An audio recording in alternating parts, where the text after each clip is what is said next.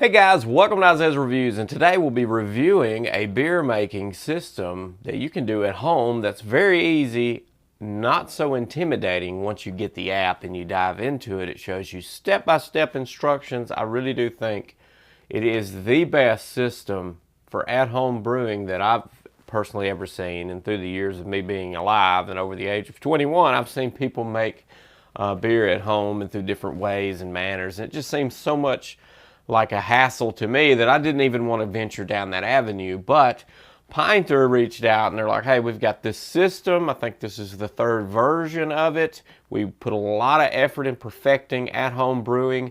Would you give it a shot? And over the past couple of months, I've been giving it a shot.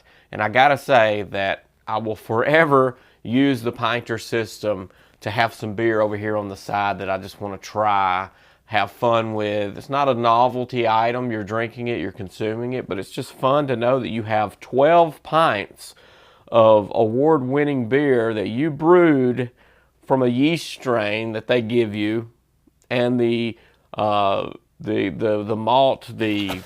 what is this? The syrup concentrate here for it. Everything is given to you to be successful, and the app, like I said, is phenomenal. It guides you step by step with the specific type of beer that you're going to be brewing from their system. So kudos. So like I said, you get 12 pints of beer in this Pinter. They've worked on the pouring system, all that stuff. We're going to go through some of that detail, but let's give a rough overview real quick on how you get to the point of drinking it. So unboxing the Pinter system was a joy. It's very well packaged. However, the company that decided to have a field day with my box, so it is beat up a little bit, but everything is perfect. It's a pretty durable unit, so even if it gets pummeled like mine did, I think it's still going to be just fine to get to you. But you'll get a base station, which we're going to detail about what that does. It's awesome. A little base station for it to sit on while it's sitting around and brewing and creating your beer. And you'll get the unit itself, which will sit on top of that base station through that process, and which will convert over to your tap system that you pour directly out of. So really there's two components to it, two structural components, and then the kit itself here to make the beer, which you do get the syrup. This is Space Hopper. This is the one I'm going to do next. So you do get the syrup for this.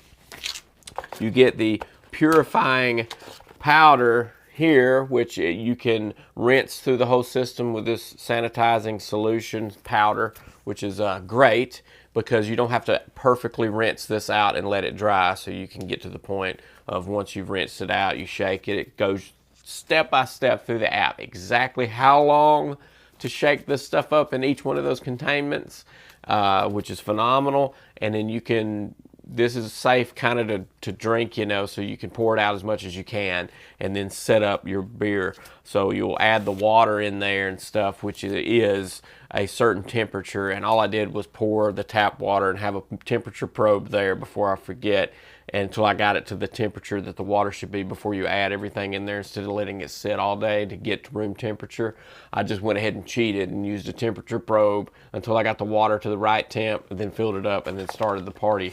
But this is your yeast strain here that you can see, so you'll add that. You can add your own yeast strain apparently, but you do get that. And then on the back here, this is the Space Hopper here, is detailed instructions. You scan the app.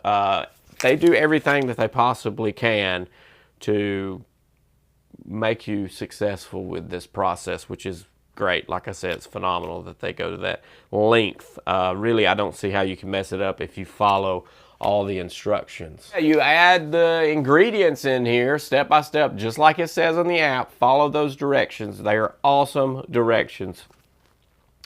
And then you'll let this thing sit for like 12 to 15 days or something like that, upright in its little stand.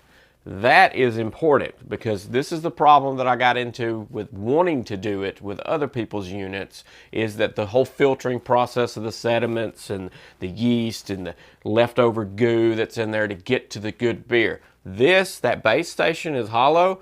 Everything settles down into that base station. So all the leftover all the leftover yeast will settle, and the sediments will settle in that base station over that 2-week period.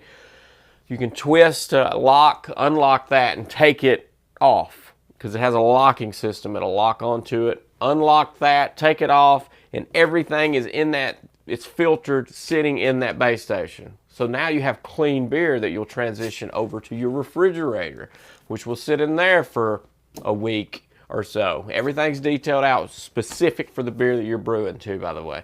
But you'll sit that in the fridge for ever how long the app says to, then you can tap it. So you're looking at almost a month, 20 days or so, that you'll be brewing this beer. But when you finally get to it, it's something that you look forward to for like the entire month, to get to the end of that month where you can try this beer. When we actually got to that level, figuring out that tap was a job a little bit. The best I could do in a pint glass was about 2/3 beer and 1/3 head.